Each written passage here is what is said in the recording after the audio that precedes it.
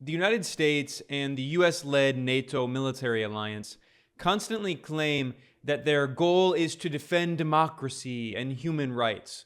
In reality, NATO is an instrument of US imperialist power, and we have words from the horse's mouth from former CIA director and former US Secretary of State Mike Pompeo admitting that NATO is not an instrument of democracy and freedom and human rights. It is an instrument of US imperial power aimed at maintaining US global dominance and preventing the rise of a Eurasian challenger to US hegemony. Those are the words, not of me, but of Mike Pompeo. By aiding Ukraine, we undermine the creation of a Russian-Chinese axis bent on exerting military and economic hegemony in Europe, in Asia, and in the Middle East. We must prevent the formation of a pan-Eurasian colossus incorporating Russia, but led by China. To do that, we have to strengthen NATO. China's stated intent is to displace the United States as the world's preeminent power. Central to the economic well-being of American families is the United States that leads. It leads all across the world, both in military and in economic power. In America, we live in the greatest nation in the history of civilization. We are not in decline, but rather we are a nation that will be ascendant, and we will be the dominant force in the world, and a force for good in the world, as we have been for the last decades for an awfully long time to come. Mike Pompeo is a neoconservative figure who in the Donald Trump administration was the most powerful foreign policy official in the United States. Again, this guy is former CIA director and the former chief of the State Department under Donald Trump. He gave a speech at a neoconservative think tank called the Hudson Institute, and I published an article about this over at multipolarista.com titled "NATO Seeks to Prevent Eurasian Challenger to U.S. World Dominance," admits ex-CIA chief Mike Pompeo. You can see here him speaking at this right-wing think tank in Washington, D.C., the Hudson Institute. Now, Pompeo is no longer in the government. Obviously, he's a Republican. The Joe Biden administration is currently in power. But this speech, I think, is very important because, one, it expresses the view of what many people in Washington are thinking right now. It outlines U.S. imperial strategy in the new Cold War against both China and Russia.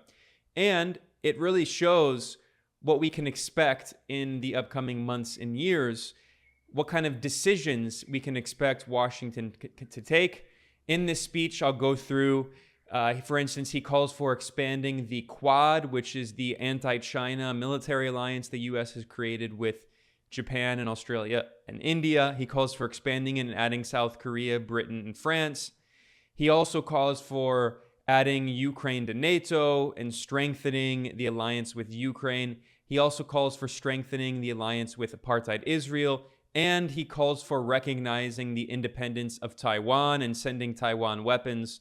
I'm going to go through the important parts of this speech. I think it really demonstrates the attitude of many officials in Washington. But before that, I want to highlight some of the most important comments that he made in this speech, because once again, these comments demonstrate that NATO is not an alliance that exists to defend democracy and human rights and all of that marketing nonsense. No, NATO is an instrument of U.S. imperial power that exists to, quote, these are the words of Pompeo, to prevent a, quote, Russian-Chinese axis and to prevent the emergence of a, quote, pan-Eurasian colossus. Pompeo admitted that the US, EU, NATO imperialist bloc in this new Cold War is fighting a battle over, quote, economic hegemony to control natural resources and fossil fuel, oil and gas. He said this all very explicitly. It's a very revealing speech because even though we constantly hear the claim that NATO and the US are about democracy and human rights, Pompeo, who's a hardcore neocon, he just gets straight to the point and admits what this conflict is really about. The new Cold War that Washington is waging on both China and Russia simultaneously is about maintaining the US unipolar world order, preventing the emergence of a multipolar world order, and preventing the decline of the US empire and its European satellites. So I'm going to go through some of the main points of this speech here. And what I'm going to do in this video is I'm going to have clips of the speech from Mike Pompeo. But before I show the clips, I want to summarize some of the main points, and then I'm going to get to some of these clips that really reveal a lot about U.S. imperialist policy. So again, what Pompeo said in this speech is that the NATO cartel seeks to, quote, prevent the formation of a pan-Eurasian colossus. And he says the United States must remain, quote, the dominant force in the world. And he says that it must remain the U.S. hegemon, quote, for an awfully long time to come. And he also admitted that this conflict is a battle over, quote, economic hegemony. So what I'm going to do here first is show this clip in which he admits the real point of NATO, which is preventing a Chinese-Russian axis from emerging and challenging U.S. hegemony. Here's that clip. We must act in concert with our allies to effect strategic clarity, unmistakable to both Vladimir Putin and to Xi Jinping. We must prevent the formation of a pan-Eurasian colossus incorporating Russia, but led by China. To do that, we have to strengthen NATO, and we see that nothing hinders Finland and Sweden's entry into that organization. This would be an enormous boon to Russia were they to be denied access. So note there that Pompeo didn't talk about democracy and human rights and all of that propaganda. He said clearly, NATO's goal is to prevent the emergence of a Eurasian challenger to U.S. imperialist hegemony. He said this in a speech on June 24th at this neoconservative think tank, the Hudson Institute. I note in this article at multipolarista.com that the Hudson Institute is funded by the U.S. military, by the Pentagon. It's also funded by big corporations like ExxonMobil and Monsanto, and it's funded by billionaire oligarchs like the Kochs and the Walton family, which owns Walmart. So he's speaking at the heart of a neoconservative think tank in Washington, D.C. Again, this is the former CIA director and former Secretary of State under Donald Trump. I mentioned that, these comments really expose that NATO is not about democracy and human rights. I point out that in 1949, when NATO was formed, one of the founding members of NATO was the fascist dictatorship of Portugal, a classical European fascist dictatorship. But I also point out that we should keep in mind, who's this guy speaking, Mike Pompeo?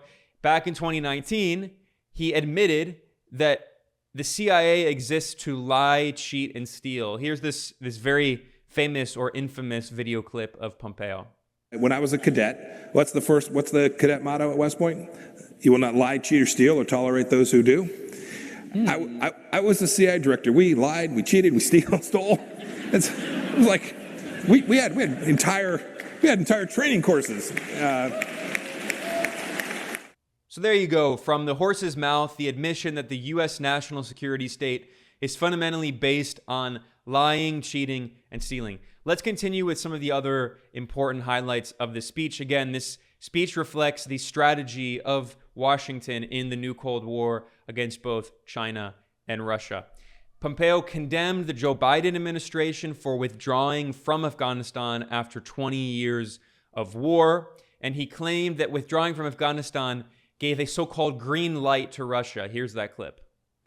I believe deeply that the weakness that was expressed in America's undisciplined withdrawal from Afghanistan was interpreted by Vladimir Putin as a green light.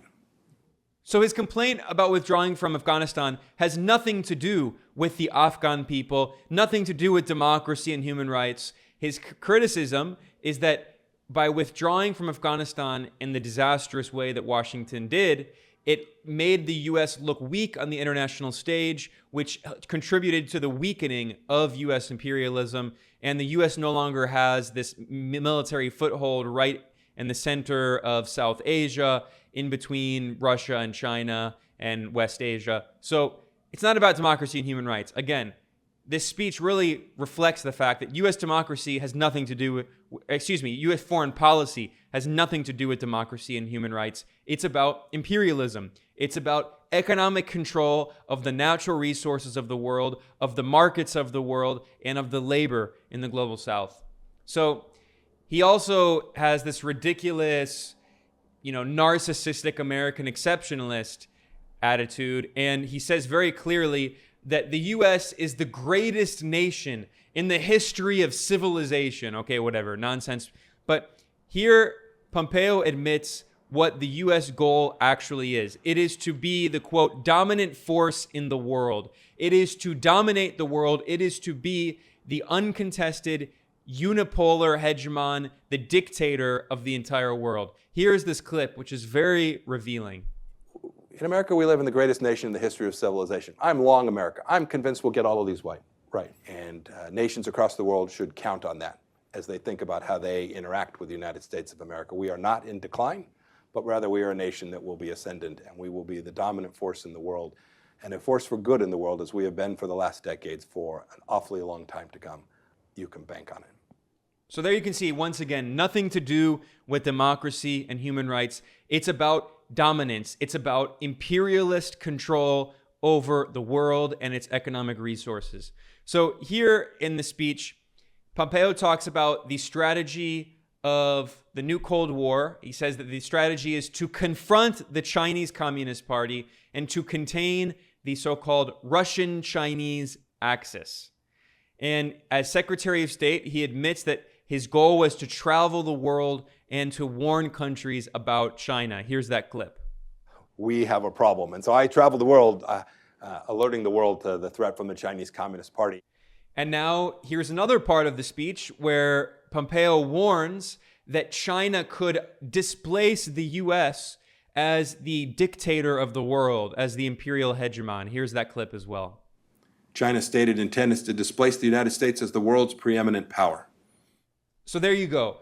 He's saying very clearly that Washington's goal is to remain the, quote, world's preeminent power, to dominate the world. And then, of course, he attacks the Chinese economic model, claiming we should never allow communism to expand. And then he admits clearly, economically, we should force them to become more like us. That is, impose neoliberalism on China and, of course, the rest of the world. Here's that clip. We must not ever allow the communist model for development to proliferate. If a Chinese company wants to invest in America, they should do so on terms that an American company could invest in China. And we should not become more like them. We should force them to become more like us. We should demand that. If they want to trade on an American stock exchange, so be it. Here are the rules for an American company trading this.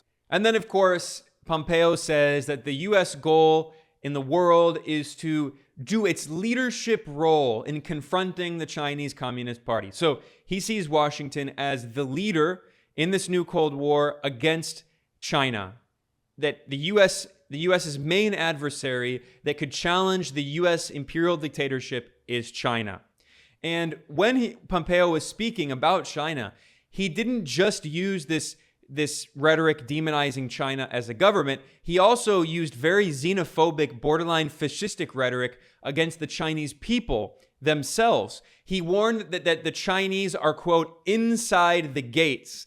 And he used a very kind of, bigoted, fascistic rhetoric that's very reminiscent of anti-Semitic tropes, going back to the Nazis and the so-called Jewish problem and all that. Pompeo talked about the, quote, Chinese problem, and he complained that there are hundreds of thousands of Chinese students studying in the United States, and he claimed that the Chinese have their, quote, teeth into America. So here is this very fascistic, xenophobic rhetoric that is demonizing Chinese people and warning basically everyone that Chinese people are under your bed. This is an important topic. The Chinese problem isn't a problem of American diplomacy or American national security. They are inside the gates. This problem is here inside the United States of America today. It is at our institutions of higher learning, almost none of which could survive today without Chinese money. 360,000 Chinese students pre-COVID studying in the United States of America. They have their teeth into America. They attend our school board meetings. They attend our county commission meetings. So very revealing, borderline fascistic rhetoric, very xenophobic, and it really reflects the mentality of these hawks in Washington.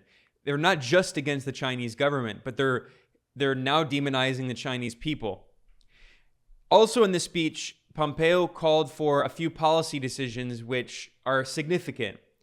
He argued that there is a, quote, necessity of forming a new global alliance for freedom, which has to challenge both Russia and China at the same time. Here's that clip. It involves war, Ukraine, and the necessity of forming a new global alliance for freedom, which must contest both Russian and Chinese aggression.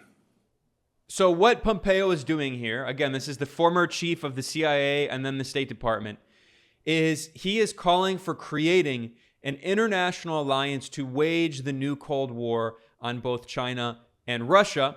And in order to do that, he calls for expanding the so-called quadrilateral security dialogue, which is known as the Quad. This is the anti-China alliance that the United States created with Japan, India, and Australia. And he calls for strengthening that by expanding it and adding South Korea, Britain, and France. And then he also calls for folding AUKUS, which is it's AUKUS. It stands for Australia, UK, US. It's an anti-China military alliance. He calls for folding AUKUS into the Quad and expanding the Quad. Here's this clip. In the Indo-Pacific, America must continue to expand the quadrilateral security dialogue to incorporate the Republic of Korea, Great Britain, and France, in addition to Japan, Australia, India, and the United States. The AUKUS Union should be folded into this expanded security alliance. So once again, this is the U.S. strategy for the new Cold War. Create a new alliance to challenge China and Russia and expand it and add Western allies in Europe and East Asia, specifically Japan and South Korea, along with India and South Asia. Okay, here's another very important part of his speech. Pompeo, again, former CIA chief, former Secretary of State under Donald Trump.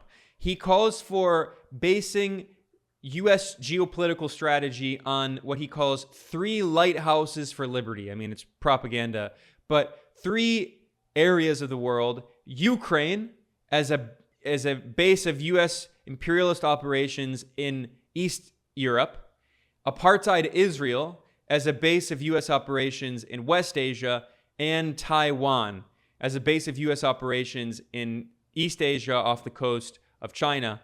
Now, Ukraine, Israel, Taiwan, that is the cornerstone of this U.S. strategy in the new Cold War. He calls for linking Ukraine, apartheid Israel, and Taiwan with NATO and bringing them into this new alliance to wage the second Cold War on China and Russia. Here's this important clip. Moving past our current geostrategic focus, the United States must help in building of the 3 lighthouses for liberty. These beacons should be centered on nations that have great strife: Ukraine, Israel, and Taiwan. They can be the hubs of new security architecture that links alliances of free nations globally, reinforcing the strengths of each member state. In time, linking these 3 bastions with NATO, as well as the new and expanded security framework for the Indo-Pacific, will form a global alliance for freedom. This will benefit America. And here in this part, Pompeo admits very clearly what the real U.S. goal is in the proxy war in Ukraine. It's not about democracy. It's not about human rights. It's not about freedom. It's about weakening what he calls the Russian-Chinese axis. He says, quote, by aiding Ukraine, we undermined the creation of a Russian-Chinese axis bent on exerting military and economic hegemony. So, an incredibly important quote. Once again, former CIA chief and Secretary of State admitting that the U.S. goal is to prevent a Russian-Chinese axis and to maintain economic and military hegemony around the world. Here's this clip. It's very revealing. By aiding Ukraine, we undermine the creation of a Russian-Chinese axis bent on exerting military and economic hegemony in Europe, in Asia, and in the Middle East. This would further devastate the lives of Americans and our economy here at home. Indeed, by empowering Ukraine, we demonstrate to China the cost of invading Taiwan, or frankly exerting its influence in nations all across the world. So this is the real strategy in the new Cold War. Again, it's not about democracy. It's not about human rights. It's about empire. It's about control of economic resources in the world. It's about, as he says, economic hegemony, to exploit natural resources, to exploit the labor of the global south, to maintain U.S. economic dominance so rich people on Wall Street can maintain their high stock value and be billionaire oligarchs that exploit the planet. It's about capitalist domination of the globe. And here's another important part of his speech where Pompeo boasts of how the Trump administration had this kind of neoconservative foreign policy. This is important because Donald Trump portrayed himself cynically as a supposed right-wing populist, challenging the establishment and the neocons and all that blah, blah, blah nonsense. In reality, Donald Trump surrounded himself voluntarily with some of the worst neocons in Washington, some of the most blood-soaked war criminals, like his national security advisor, John Bolton, an architect of the Iraq War, and Koch brother-funded mouth-foaming neocon Mike Pompeo as his CIA director and then Secretary of State. Pompeo boasted that the Trump administration, quote, did not hesitate in supplying Ukraine with weapons such as the Javelin. Here's that quote. I last had the privilege of meeting with President Zelensky in January 2020. How different the world seemed then. But unlike the presidency that the Trump administration followed, America did not hesitate in supplying Ukraine with weapons such as the Javelin, which broke the back of Russia's armored advance to Ukraine's capital. So here Pompeo is boasting that the Trump administration, despite the Democrats' Russiagate conspiracies, actually took a hard line against Russia. He didn't mention that the Trump administration also tore up the INF Treaty, the Intermediate Range Nuclear Forces Treaty, which allows the U.S. to put nuclear weapons in Europe, in Ukraine, threatening Russia. So the Trump administration took this hard policy against Russia while Democrats were pushing this crazy Russiagate conspiracy. Pompeo is openly boasting about it. And here is an extremely dangerous part of his speech. Pompeo openly insists that the U.S. must immediately recognize Taiwan, which is part of China, as an independent country. And it is my steadfast view that our government should immediately confer diplomatic recognition to Taiwan, for it is a free and sovereign country. Our recognition of Taiwan should not hinge on what will occur. Taiwan's already an independent country. Our government should simply reflect that fact. This is central to helping us in Europe as well, because central to the economic well-being of American families is a United States that leads. It leads all across the world, both in military and in economic power. And of course, the reason he wants the U.S. to recognize Taiwan as an independent country, supporting the separatist movement. Again, Taiwan is recognized by virtually all countries on Earth and by international law and legal organizations as part of the People's Republic of China. Technically, on paper, the U.S. government recognizes Taiwan as part of China, going back to the three communiques in the 1970s when the U.S. normalized relations with the People's Republic of China. But, of course, the U.S. has been sending weapons to Taiwan, supporting independent fighters, extremists, separatists. The U.S. has military officials in Taiwan.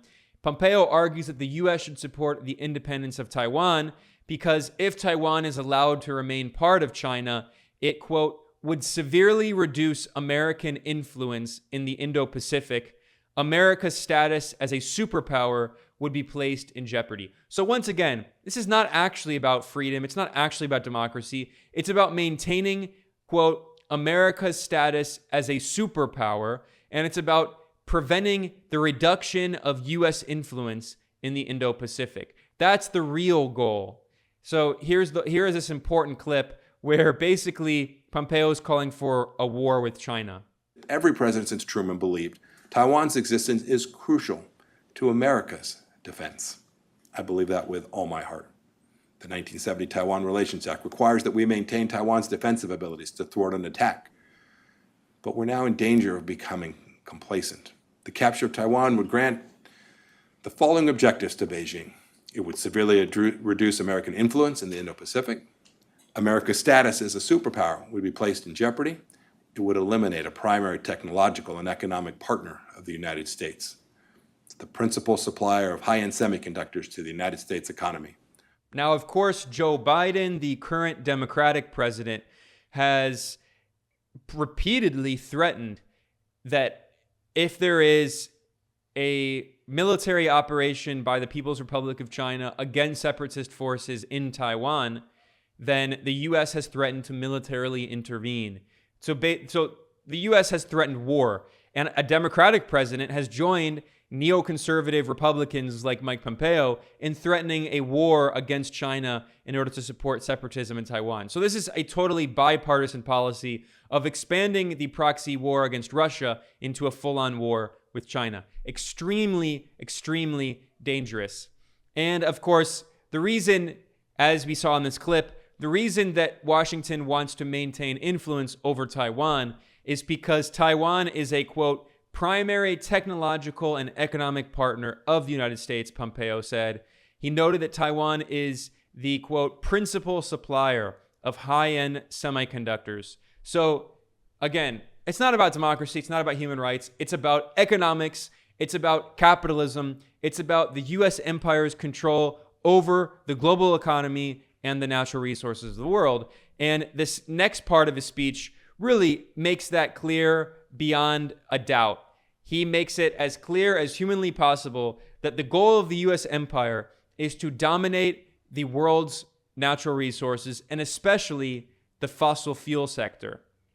In this part of his speech, Mike Pompeo stresses, quote, "It is my conviction that America and the West must acknowledge the centrality of hydrocarbon energy to the world's geopolitics."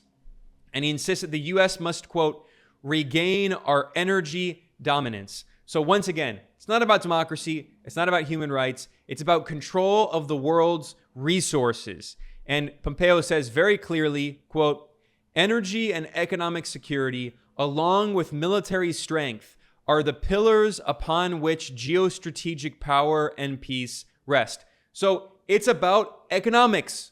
It's economics, stupid, as always. It's always economics. The U.S. empire needs to control the resources of the world in order to continue to impose this neoliberal world order and prevent any challenges to the billionaire oligarchy that exploits the planet. So here are those clips from Mike Pompeo, once again, very revealing. It is my conviction that America and the West must acknowledge the centrality of hydrocarbon energy to the world geopolitics. Central to America's place in the world and our support of Ukraine is that these radical policies must be eradicated. If we're to regain our energy dominance, which we must eliminate these policies. Russia and China understand this. Many advanced countries, however, do not, for we've become enraptured by unreal narratives. Thank you, Greta. This war is a clarion call. Energy and economic security, along with military strength, are the pillars upon which geostrategic power and peace rest. Energy is the fundamental basis for everything we consume. Now, in his really ridiculous hyperbolic rhetoric demonizing Russia, Pompeo attacks it as, he calls it evil in biblical terms. He calls it a dictatorship and all this ridiculous rhetoric. But he also admits what Washington's real goal in the proxy war in Ukraine is, and in the Cold War on Moscow. The former CIA and State Department chief says very clearly, he warns that, quote, "Russia will become a juggernaut dominating fossil fuels if Washington doesn't stop it." So once again, it's not about democracy. It's not about human rights. It's about resources and the economy. And he invokes Ronald Reagan, the godfather of this kind of neoconservative politics. And Pompeo calls the former Soviet Union the, quote, evil empire. Of course, the U.S. is the evil empire. Everyone around the world knows that. But he calls it the evil empire. And he says that the U.S. must prevent Russia from reconstituting the Soviet Union, as if that's actually what's happening. I mean, this is a hilarious talking point we constantly hear, because he warns that if Russia is empowered, it could, quote, dictate world fossil fuel supplies, causing massive economic hemorrhaging in America. Once again, it's not about democracy. It's not about human rights. It's about fossil fuels and the economy and control of the world's resources. Here's this very important clip of Mike Pompeo just letting the cat out of the bag. Indeed, if Russia is allowed dominion over the Donbass and Ukraine's coast, Putin will next seek to control the energy resources of other independent countries as well that were once part of this Soviet empire.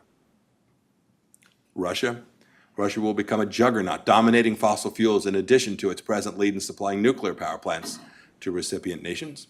By helping Ukraine, we prevent Russia's reconstitution of the Soviet empire, the thing that I studied about when I was a cadet at West Point. That empire, if rebuilt, even in small measure, would dictate world fossil fuel supplies, causing massive economic hemorrhaging in America and throughout the globe, affecting every single American. And finally, Pompeo in this speech has extremely ridiculous hawkish rhetoric where he opposes peace talks in Ukraine. He says the war in Ukraine must be won militarily. Russia must be defeated militarily, which is an insane policy. It's also pushing for potential World War III and even potential nuclear war. The insistence that Ukraine has to militarily win and there can't be peace talks. It's insane. And it shows, by the way, again, this guy was the top foreign policy official in the Donald Trump administration. This insane mouth-foaming neocon, Mike Pompeo, was one of Trump's top officials. So the idea that Trump was a so-called right-wing populist who was supposedly challenging the establishment and the neocons is absurd. Trump surrounded himself with the worst neocons, John Bolton and Mike Pompeo. I mean, they are the worst. And obviously the Democrats are also full of neocons as well. I'm not saying that they're great and they're better. I mean, they're certainly not better. They're two factions of the same one-party dictatorship in the United States, which is an imperialist dictatorship that imposes neoliberal economic policies around the world and austerity to exploit the natural resources and labor of the world and of people in the United States. It's a one-party dictatorship with two factions who fight over culture war issues, but their foreign policy is the same. Their economic policies are the same. But it's also important to point out that just as Biden is carrying out these policies, Trump was doing the same. And the idea that Trump was challenging the so-called establishment is absurd. Anyway, so here Pompeo has the most insane neoconservative rhetoric calling to oppose peace talks in Ukraine. Here's the clip. America and the nations of the world cannot continue the pretense that the war in Ukraine can end in a negotiated peace, which mollifies Russia. For such a peace cannot be negotiated with Vladimir Putin. Ukraine must win this war. It must win this war decisively. The war can be won. This war can be won if America and our allies supply a range of our most capable conventional weapons to Kyiv. Dauntlessness is needed to end the war in Ukraine. Seriousness of purpose. NATO solidarity is essential. Germany and France must not defer to any of the Kremlin's wishes. And of course, Pompeo insists that the war can be won if the U.S. and Western Europe just provide even more weapons to Ukraine. Billions and billions and billions and billions of dollars of weapons. The U.S. has already offered $50 billion of economic support to Ukraine in this proxy war, but according to Pompeo, it's never enough. He calls for providing Ukraine with a surface-to-air missile system that engages both aircraft and missiles. So, I mean, just continuing to flood the country with more and more weapons. And in a hilarious moment, he also compares Volodymyr Zelensky, the Ukrainian Western puppet leader, to George Washington. Now, I mean, of course, George Washington was a slave owner. He helped oversee genocide against native peoples. So maybe it is actually an appropriate comparison. But we see that once again, these neoconservative Republicans are just like the neoconservative Democrats who, you know, they love Zelensky and they portray him as like Jesus Christ reincarnate. So here's this clip. I believe Ukraine's found its Washington in the embodiment of a single man. His name is Volodymyr Zelensky. He has led the world at a time of great peril. In more extremely reckless comments, Pompeo insists that Ukraine should be added to NATO, which is what caused this entire operation, Russian military operation, and the escalation of this war in the first place. And Pompeo just says very nonchalantly, quote, I'm not worried about escalation. I don't buy the theory that if Ukraine was in NATO, this would have spurred even greater Russian aggression. I just think that's silly on its face.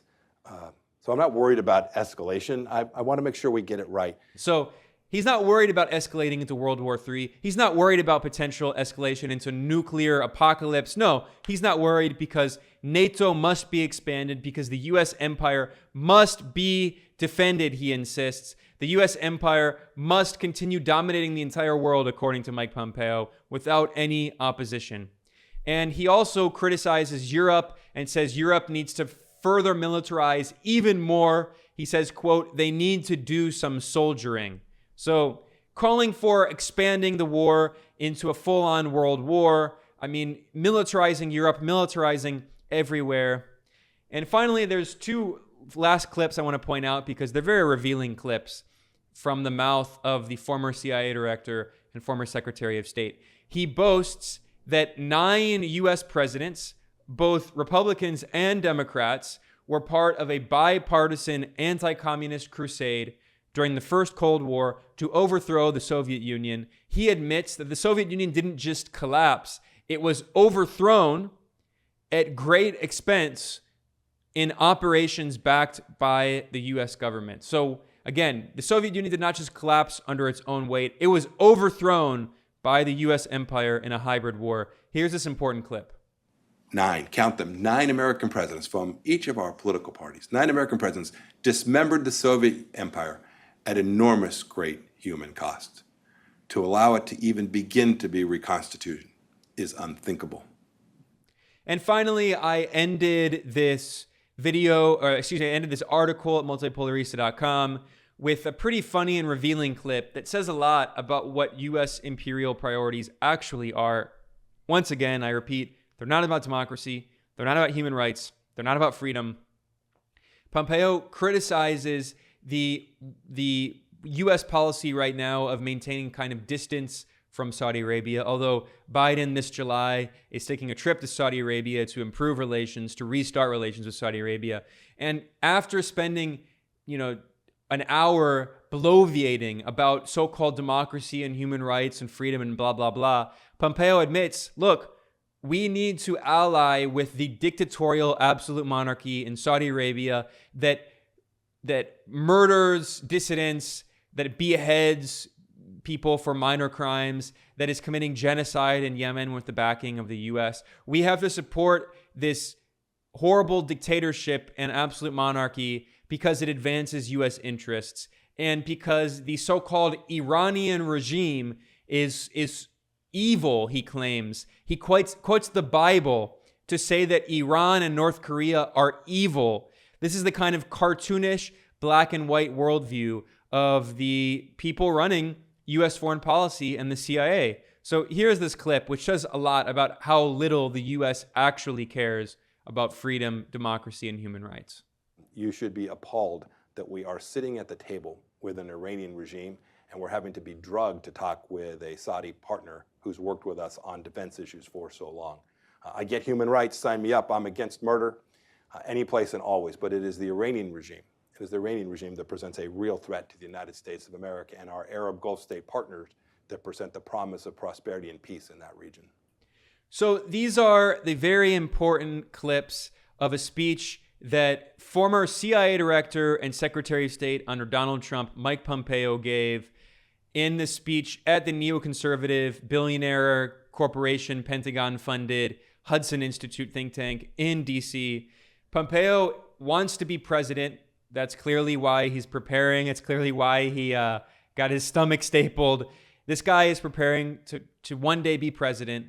Now, if Trump is president in the upcoming election, after the upcoming election, or Ron DeSantis or whatever, who knows? But Pompeo is very clearly planning to be U.S. president. This guy, again, led the CIA. He led the State Department. This fanatical, maniacal neoconservative is planning on leading the U.S. empire into an apocalyptic war on China and Russia. And unfortunately, he is by no means alone in Washington. These ideas that he expressed, as extreme and as crazy as they are mainstream ideas among both Republicans and Democrats in Washington. This is the ideology of the ruling class in the United States. They're prepared to destroy the world, to wage World War III on China and Russia in order to prevent the decline of the U.S. empire. Because as I'll close this video with a clip, once again reminding people, Mike Pompeo said very clearly, the U.S. goal, at the end of the day, the U.S. goal is always to maintain dominance, to be the, quote, dominant force in the world for an awfully long time to come. It's about being the uncontested imperial hegemon of the planet. Here is the clip that I will conclude this video with. As always, thanks for watching or listening. We are not in decline, but rather we are a nation that will be ascendant, and we will be the dominant force in the world, and a force for good in the world, as we have been for the last decades for an awfully long time to come. You can bank on it.